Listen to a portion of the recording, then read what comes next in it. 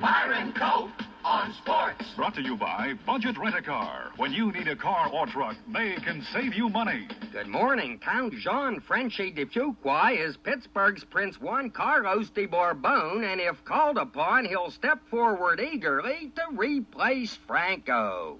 We'll have a comment in a moment.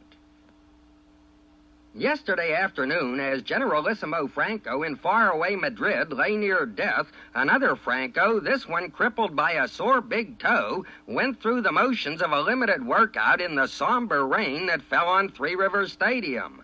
Pittsburgh's concern for this Franco being more intense than her concern for the Spanish leader, the scene at Three Rivers was grim indeed.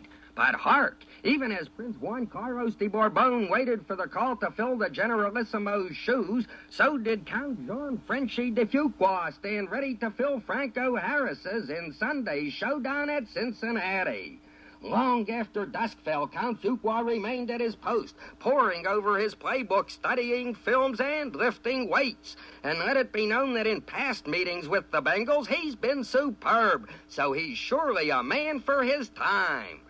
Remember, if you will, the only time the Steelers have beaten the Bengals in Cincinnati.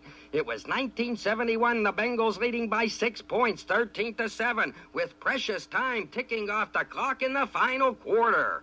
The Steelers were at the Bengals' 40. 34 trap pass was the call by Terry Bradshaw. Yesterday, Count Frenchy Fuqua was able to recall every detail. I faked at the defensive end, he said, to make the linebacker come up. Then I'm behind the linebacker and I make a sensational fingertip catch, and now it's a foot race between me and Casanova, the safety man. 18 yards to go, cried the Frenchman, and it's Casanova and me step for step.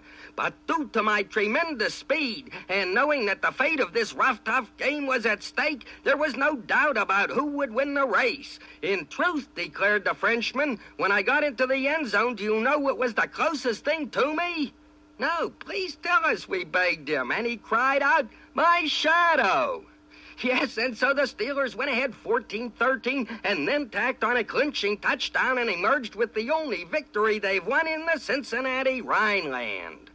Today, Franco is ailing. His condition for Sunday's showdown continues to appear grave.